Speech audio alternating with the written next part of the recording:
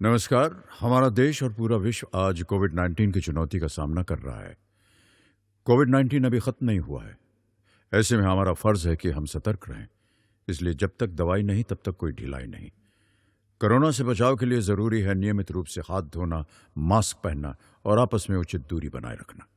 याद रखिए, 2 गज दूरी मास्क है जरूरी। खांसी, बुखार या सांस लेने में कठिनाई होने पर हेल्पलाइन नंबर 1075 पर संपर्क करें। नमस्कार। आज की हिंदी की कक्षा में आप सभी का स्वागत है। बच्चों, मैं अरुणा नारोलिया, शासकीय नवीन हाई स्कूल भानपुर भोपाल से। आज हम क्षितिज भाग 1 के काव्य खंड का पाठ रसखान के सवैये पढ़ेंगे, जिसमें कि आज हम परीक्षा उपयोगी प्रश्नोत्तर पर नजर डालेंगे। बच्चों, तो आज हम पढ़ते हैं रसखान के सवैये। तो सबसे पहले हम कविता का परिचय प्राप्त कर लेते हैं। रसखान द्वारा रचित सवैयों में कृष्ण और उनकी लीला भूमि वृंदावन की प्रत्येक वस्तु के प्रति उनका लगाव प्रकट हुआ है। कवि श्री कृष्ण के काले कंबल पर तीनों लोगों का सुख त्यागने को तैयार हैं। तीसरे सवैये में कृष्ण के रूप सौंदर्य पर मुग्ध गोपियां स्वयं कृष्ण रूप धारण करना चाहती है और चौथे सवैये में कृष्ण की बांसुरी की धुन की मादकता तथा गोपियों की विवशता का सजीव चित्रण हुआ है।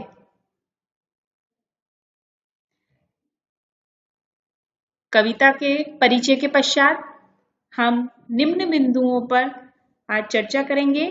सबसे पहले वस्तुनिष्ठ प्रश्न, रिक्त स्थान, सही जोड़ियां, 1 अंक वाले प्रश्न, 2 अंकीय प्रश्न, 3 अंक वाले प्रश्न और 4 अंक के प्रश्न इस वीडियो में आपको बताए जा रहे हैं।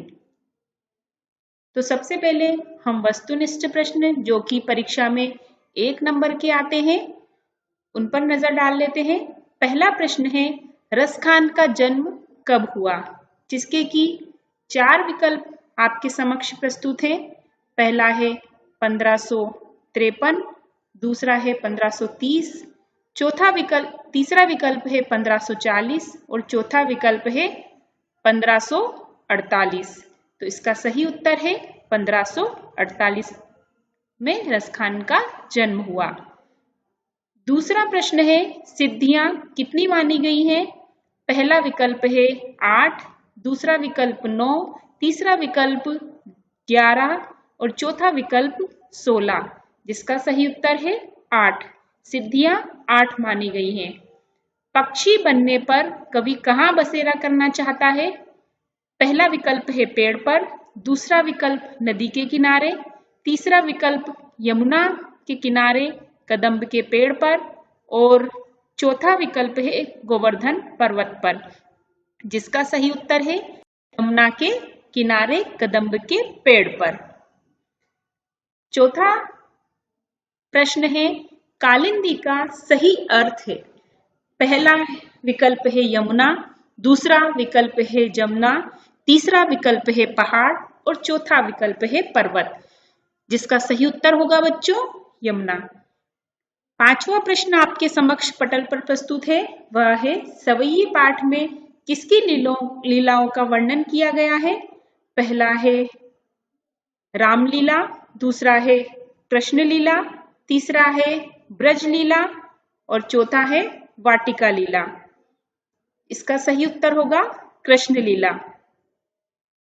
अगला प्रश्न है, वह इस प्रकार है, ब्रज की कांटेदार झाड़ियों पर क्या न्योछावर किया जा सकता है? पहला विकल्प है घर बार, दूसरा विकल्प अच्छे कर्म, तीसरा विकल्प परिवार, चौथा विकल्प सोने चांदी के महल। तो जिसका सही उत्तर है सोने चांदी के महल। अगला प्रश्न जो आपके पटल पर प्रस्तुत है, वह है सही शब्द चुनकर रिक्त स्थानों की पूर्ति कीजिए। जिसमें पहला रिक्त स्थान इस प्रकार से है, गोवर्धन पर्वत रिक्त स्थान ने उठाया। इसके अंतर्गत लिखा जाएगा श्री कृष्ण। इसको इस प्रकार लिखेंगे, गोवर्धन पर्वत श्री कृष्ण ने उठाया। अगला है छंद के प्रकार, रिक्त स्थान है 2 या 3, जिसका सही उत्तर है 2। छंद के 2 प्रकार हैं। कवि ने लकुटी और कमरिया पर रिक्त स्थान न्योछावर किया है। विकल्प हैं तीनों लोगों का राज्य अथवा अपना गांव, जिसका सही उत्तर है तीनों लोगों का राज्य। अगला है रसखान की कविता का मूल भाव, रिक्त स्थान है, जिसमें हम लिखेंगे भक्ति। रसखान की कविता का मूल भाव भक्ति है। काल्हि को कितनो समझू है पंक्ति में निहित, रिक्त स्थान अलंकार है, जिसका सही उत्तर है अनुप्रास। अब आपके समक्ष कुछ जोड़ियां हैं, जिनको आपको क्रम अनुसार सही जोड़ी के आगे सही उत्तर लिखना है। कॉलम का के नीचे कुछ लिखे गए हैं शब्द, उनको आपको सही क्रम में जमाना है। गोपियों की ईर्ष्या, जिसके समक्ष लिखा जाएगा कृष्ण की मुरली से। दूसरा है मुरलीधर, जिसके सामने लिखा जाएगा श्री कृष्ण। तीसरा है रसखान बनना चाहते हैं, जिसका सही उत्तर है गोवर्धन पर्वत। चौथा है कृष्ण की तल्लीनता, जिसके सामने लिखा जाएगा मुरली बजाने में। और पांचवा है रसखान, जिसके अंतर्गत लिखा जाएगा श्री कृष्ण, जिसके अंतर्गत लिखा जाएगा सैयद इब्राहिम। यह इनके क्रमानुसार इनके उत्तर भी इनके समक्ष लिख दिए गए हैं। आपको अपनी कॉपी में इनको लिखना है। अब हम एक शब्द के उत्तर पर नजर डालेंगे बच्चों, जो कि 1 अंक के आते हैं और परीक्षा में अत्यंत उपयोगी है। पहला है रसखान की प्रमुख 2 रचनाओं के नाम लिखिए। तो जिसका उत्तर है सुजान रसखान पहली रचना, दूसरी रचना है प्रेम वाटिका। अगला प्रश्न है रसखान की भाषा शैली कौन सी है, जिसका उत्तर है साधारण ब्रज भाषा। तीसरा प्रश्न है कालिंदी कूल कदम्ब की डारन में कौन सा अलंकार है, जिसका उत्तर है अनुप्रास अलंकार। चौथा है संधि कितने प्रकार की होती है, जिसका सही उत्तर है संधि 3 प्रकार की होती है, स्वर, व्यंजन और विसर्ग संधि। रस के कितने अंग होते हैं, जिसका उत्तर है रस 4 अंग के होते हैं, या रस के 4 अंग होते हैं, स्थायी भाव, संचारी भाव, विभाव और अनुभाव। अब हम अति लघुत्तरीय प्रश्नोत्तर पर प्रकाश डालेंगे। इन प्रश्नों को आपको अपनी कॉपी में लिखना भी है और याद भी करना है। पहला प्रश्न इस प्रकार से है, सखी ने गोपी से कृष्ण का कैसा रूप धारण करने का आग्रह किया है, जिसका उत्तर है रसखान सखी ने गोपी से आग्रह किया है कि वह कृष्ण के समान सिर पर मोरपंख, गले में गुंजों की माला, तन पर पीले वस्त्र धारण करें। अगला प्रश्न जो आपके पटल पर दिखाई दे रहा है वह है ब्रजभूमि के प्रति कवि का प्रेम किन किन रूपों में अभिव्यक्त हुआ है। इसका उत्तर इस प्रकार से है, कवि को ब्रजभूमि से गहरा प्रेम है। वह अगले जन्म में भी गाय, पक्षी, पत्थर, बाग, सरोवर पर अपना सर्वस्व न्यौछावर करने को तैयार हैं। अगला प्रश्न आपके पटल पर दिखाई दे रहा है बच्चों, वह इस प्रकार है, श्री कृष्ण के पैरों और कमर में कौन से आभूषण मधुर ध्वनि में बज रहे हैं, जिसका उत्तर है श्री कृष्ण के पैरों में पाजेब तथा कमर में करधनी की ध्वनि बहुत मधुर लग रही है। अगला प्रश्न है, अलंकार किसे कहते हैं तथा उनके नाम लिखिए, जिसका उत्तर है काव्य की शोभा बढ़ाने वाले शब्दों को अलंकार कहा जाता है। अलंकार 2 प्रकार के होते हैं, पहला शब्दालंकार और दूसरा अर्थालंकार। निम्नलिखित शब्दों के विलोम शब्द लिखो। ये अगला प्रश्न है। कुछ विलोम शब्द आपके पटल पर आपको दिखाई दे रहे होंगे, उनके आपको विलोम शब्द लिखने हैं। जैसे कि आलसी, आलसी का विलोम होगा मेहनती। प्रश्न, प्रश्न का विलोम होगा उत्तर। हार, हार का विलोम है जीत। मोटा, मोटा का विलोम पतला। निम्नलिखित शब्दों का वाक्यों में प्रयोग कीजिए। 4 शब्द आपके पटल पर प्रस्तुत हैं बच्चों, इनका आपको वाक्यों में प्रयोग करना है। वैसे मैं कुछ उदाहरण देकर आपको बता रही हूं, पर आप इसके अतिरिक्त भी वाक्य में प्रयोग कर सकते हैं। किसान, जिसका वाक्यों में प्रयोग है किसान खेती कर रहा है। बादल, बादल, आज बादल छाए हुए हैं। चतुराई, हमें चतुराई से काम लेना चाहिए। प्रार्थना, हमें भगवान से प्रार्थना करनी चाहिए। आप इसके अतिरिक्त भी वाक्यों में प्रयोग कर सकते हैं अपने शिक्षक के मार्गदर्शन में। अगला प्रश्न है, निम्नलिखित शब्दों के 2-2 पर्यायवाची शब्द लिखिए। कुछ पर्यायवाची शब्द आपको दिखाई दे रहे होंगे पटल पर, उनके आपको 2-2 पर्यायवाची लिखने हैं। जैसे कि पहला है हवा, दूसरा है चांद, तीसरा है बेटा, फिर है सूरज। तो हवा का पर्यायवाची है वायु और पवन। चांद के भी 2 पर्यायवाची आपके समक्ष हैं, चंद्रमा और राकेश। बेटा के पुत्र और तनुज। सूरज के दिनकर और भास्कर।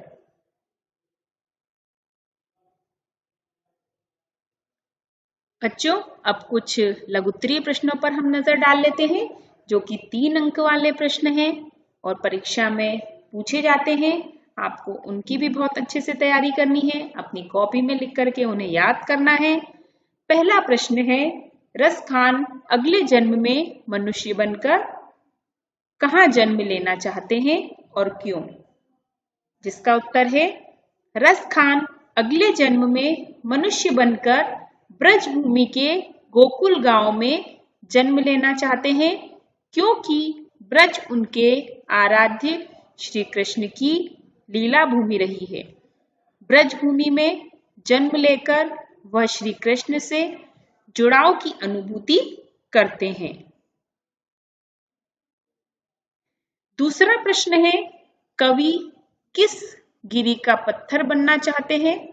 जिसका उत्तर है, कवि गोवर्धन पर्वत का पत्थर बनना चाहते हैं, क्योंकि इंद्र के प्रकोप और क्रोध से ब्रजवासियों को बचाने के लिए गोवर्धन पर्वत को छाते की तरह उठाकर श्री कृष्ण ने उनकी रक्षा की थी। गोवर्धन पर्वत का पत्थर बनकर कवि श्री कृष्ण से जुड़ाव महसूस करना चाहते हैं। प्रश्न क्रमांक 3 है, कृष्ण की मुस्कान का गोपियों पर क्या असर होता है? जिसका उत्तर है, कृष्ण की मुस्कान अत्यंत आकर्षक एवं मादक है। गोपियां इस मुस्कान को देखकर अपनी सुध बुध खो बैठती हैं। उनका खुद अपने पर नियंत्रण नहीं रहता, वे विवश होकर स्वयं को नहीं संभाल पाती हैं। अगला प्रश्न आपके पटल पर दिखाई दे रहा है बच्चों, वह इस प्रकार है, गोपियां ब्रज के लोगों से क्या कहना चाहती हैं और क्यों? इसी को दूसरी तरह से इस प्रकार से भी पूछा जा सकता है, गोपी कानों में उंगली क्यों रखना चाहती है? जिसका उत्तर, दोनों प्रश्नों का उत्तर आप इस प्रकार से लिखेंगे, गोपियां ब्रज के लोगों से यह कहना चाहती है कि कृष्ण के प्रभाव से बचने के लिए कानों में अंगुली रख लेगी, अर्थात जब कृष्ण मंद एवं मधुर स्वर में मुरली बजाएं तथा ऊंची अटारियों पर चढ़कर गोधन गाएं, तो उनका मधुर स्वर उनके कानों में न पड़े तथा गोपी इस स्वर के प्रभाव में आकर कृष्ण के वश में ना हो सके। अब कुछ 4 अंक वाले प्रश्न है, जिसमें कि हम सबसे पहले रसखान जी का परिचय प्राप्त करेंगे। उनका जन्म सन 1548 में, मृत्यु सन 1628 में, जन्म स्थान दिल्ली के निकट, उनका वास्तविक नाम सैयद इब्राहिम, भाषा ब्रज और शैली मुक्तक शैली। तो सबसे पहले रसखान जी की रचनाएं जो कि इस प्रकार हैं। प्रेम वाटिका, सुजान रसखान, ये दो उनकी रचनाएं हैं। उनकी रचनाओं का संग्रह रसखान रचनावली नाम से प्रसिद्ध है। साहित्यिक विशेषताएं इस प्रकार से रहेंगी। कृष्ण के प्रति अगाध श्रद्धा रखने वाले रसखान ने कृष्ण भक्ति को अपने काव्य का विषय बनाया है।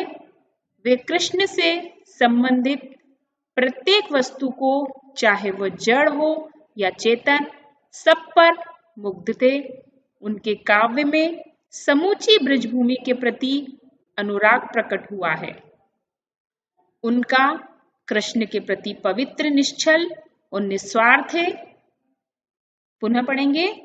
उनका कृष्ण के प्रति प्रेम पवित्र, निश्चल और निस्वार्थ है, जिसमें उनकी तन्मयता, भक्ति, भावुकता और तल्लीनता दर्शनीय है।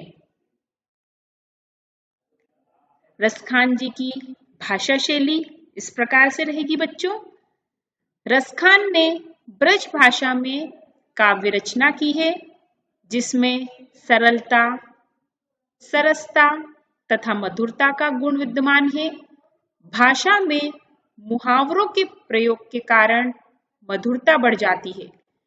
वे दोहा, कविता और सवैया तीनों छंदों पर अधिकार रखते हैं, पर उनके सवैये अद्वितीय हैं। उन्हें देखकर रसखान को रस की खान कहने में कोई अतिशयोक्ति नहीं होगी।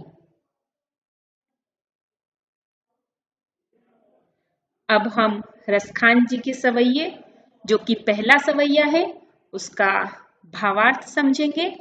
सबसे पहले मैं सवैये का वाचन करूंगी। मानुष हो तो वही रसखानी, बसो ब्रज गोकुल गाँव के ग्वारन। जो पशु हो तो कहाँ बस मेरो, चरो नित नंद की धेनु मझारन। पाहन हो तो वही गिरी को, जो कियो हरिछत्र पुरंदर धारन। जो खग हो तो बसेरो, करो मिली कालिंदी कुल कदम्ब की डारन। सबसे पहले हम इनके शब्दार्थों पर नजर डाल लेते हैं बच्चों। यदि आपको शब्दार्थ भली भांति से याद हो गए या शब्दों का अर्थ अगर आप जान गए, तो आपको अर्थ करने में बिल्कुल असुविधा नहीं होगी और आप आसानी से अर्थ समझ भी कर सकते हैं और अर्थ कर भी सकते हैं। तो सबसे पहले हम इसके शब्दार्थ देख लेते हैं। मानुष, मानुष का मतलब मनुष्य।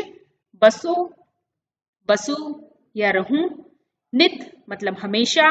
पहन का मतलब पत्थर। पाहन का मतलब पत्थर। पुरंदर का मतलब इंद्र। कूल का मतलब किनारा। धारण का मतलब धारण किया। खग का मतलब पक्षी। कालिंदी का मतलब यमुना और डारन का मतलब यहाँ पर शाखाओं से लिया गया है। संदर्भ में लिखेंगे। पाठ का नाम सवैये और कवि रसखान जी हैं। अब हम इसका भावार्थ समझ लेते हैं। कृष्ण की लीला भूमि ब्रज के प्रति अपना लगाव प्रकट करते हुए कवि कहते हैं कि अगले जन्म में यदि मैं मनुष्य बनूं तो गोकुल गांव के ग्वाल बालों के बीच ही निवास करूं। यदि मैं पशु बनूं जिसमें मेरा कोई जोर या वश नहीं है, फिर भी मैं नंद बाबा की गायों के बीच चरूं। यदि मैं पत्थर बनूं तो उसी गोवर्धन पर्वत का पत्थर बनूं जिसे कृष्ण ने अपनी अंगुली पर उठाकर लोगों को इंद्र के प्रकोप से बचाया था। यदि मैं पक्षी बनूं तो उसी कदम्ब के पेड़ पर बसेरा बनाऊं जो यमुना के किनारे है तथा जिसके नीचे श्री कृष्ण रास रचाया करते थे। तो यह इन पंक्तियों का भावार्थ था। अब हम अगली पंक्तियां देखेंगे अगले सवैये की। या लकुटी अरु कामरिया पर राज तिहु पुर को तचिदारो, आठों सिद्धि नवो निधि के सुख नंद की गाई चराई बिसारो। रसखान कबो इन आखन सो, ब्रज के बन बाग तड़ांग निहारो, कोटिक एकल धोत के धाम करील के कुंजन ऊपर वारो। शब्दार्थ में लिखेंगे, शब्दार्थ समझेंगे। या का मतलब इस, लकुटी का मतलब लाठी, कामरिया अर्थात छोटा कंबल, तिहु का मतलब तीनों, पुर का मतलब नगर या लोक, बिसारो का मतलब भूलूंगा, कालधोत का मतलब सोना, धाम का मतलब भवन, कुंजन का मतलब लताओं का घर, वारो का मतलब न्योछावर करूंगा, तड़ांग का मतलब तालाब से लिया गया है। संदर्भ में कविता रसखान के सवैये और जिसके कवि रसखान जी हैं। भावार्थ समझ लेते हैं। कृष्ण से जुड़ी वस्तुओं के प्रति प्रेम प्रकट करते हुए कवि कहते हैं कि जिस लाठी और कंबल को लेकर कृष्ण गाय चराया करते थे, उसके बदले में मैं तीनों लोगों का सुख त्यागने को तैयार हूं। मैं नंद की गायों को चराने के बदले 8 सिद्धियों और नवोनिधियों का सुख भी भूल सकता हूं। मैं ब्रज भूमि पर स्थित बागों, वनों, तालाबों को देखते रहना चाहता हूं। मैं इन करील के कुंजों में रहने के बदले हजारों सोने के महलों का सुख त्यागने को तैयार हूं।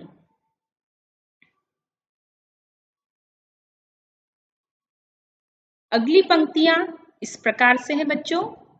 मोर पखा सिर ऊपर राखी हो, गुंज की माल गरे पहिरोगी, ओढ़ी पितंबर ले लकुटी बन गोधन, ग्वारिन संग फिरोगी।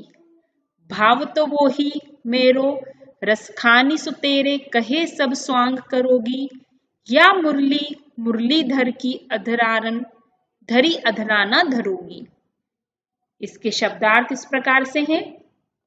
मोर पखा का मतलब मोर के पंख से बना मुकुट, राखी हो का आशय रखूंगी, गुंज का मतलब एक जंगली पौधे का छोटा सा फल, गरे का मतलब गले में, पहिरोगी का मतलब पहनूंगी, पीतंबर मतलब पीला वस्त्र, गोधन गाय रूपी धन, भाव तो मतलब अच्छा लगता है।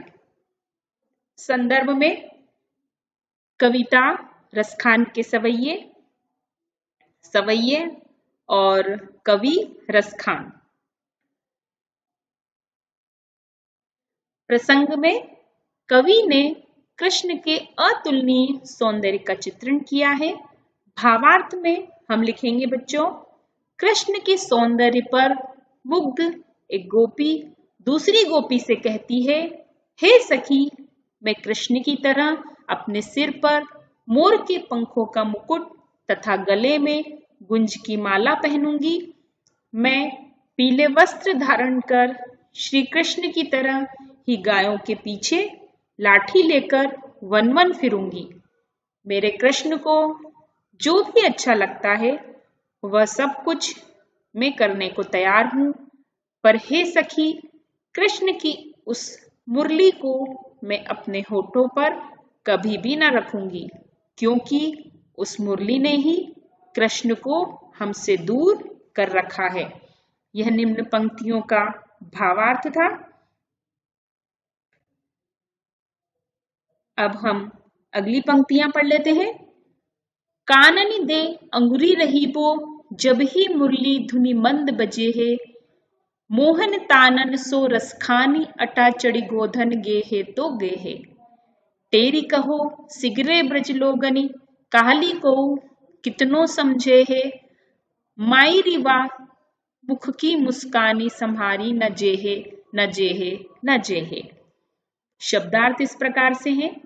काननी कानों में, दय देकर, मंद मधुर स्वर में, धुनि धुन, गोधन प्रक्षेत्र में गाया जाने वाला लोकगीत, तेरी का मतलब पुकार कर बुलाना। निम्न पंक्तियों का संदर्भ पूर्वानुसारी रहेगा बच्चों।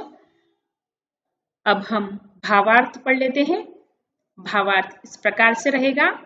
श्री कृष्ण की मुरली की ध्वनि तथा उनकी मधुर मुस्कान पर मोहित गोपी कहती है कि जब श्री कृष्ण मधुर स्वर में मुरली बजाएंगे तब मैं अपने कानों में अंगुली डाल लूंगी ताकि मैं उसे ना सुन सकूं।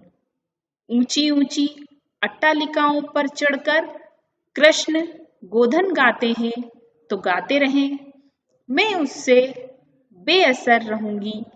मैं ब्रज के लोगों से चिल्लाकर कहना चाहती हूँ कि कल को मुझे कोई कितना भी समझाए, पर श्री कृष्ण की एक मुस्कान पर मैं अपने वश में नहीं रह सकूंगी। मुझ पर उस मुस्कान का जादू अवश्य चल जाएगा। तो ये चारों सवैये के भावार्थ आपके समक्ष प्रस्तुत थे। अब अगला प्रश्न है, रसखान द्वारा रचित सवैयों का प्रतिपाद्य अपने शब्दों में लिखिए। बच्चों, इस प्रकार के प्रश्न भी आपको पूछे जा सकते हैं, जिसका उत्तर इस प्रकार से होगा। रसखान मुसलमान होकर भी श्री कृष्ण के परम भक्त थे। वह हर समय उनके या उनसे जुड़ी वस्तुओं के आसपास रहना चाहते थे। वे उनके अलावा अन्य किसी की भी भक्ति नहीं करते थे। वे प्रार्थना करते हुए कहते हैं कि यदि अगले जन्म में मुझे मनुष्य का जन्म मिले तो ब्रज गांव में ग्वाल वालों के बीच पीछे रहने का सुख मिले। इस प्रकार कृष्ण या उनसे जुड़ी वस्तुओं के लिए आठों सिद्धियों तथा नवोनिधियों के सुख भी न्योछावर करने को वह तैयार रहते थे। वे कहते हैं कि श्री कृष्ण के निश्चल एवं अनंत प्रेम का प्रभाव यह था कि उनकी मुस्कान तथा मुरली की मधुर तान पर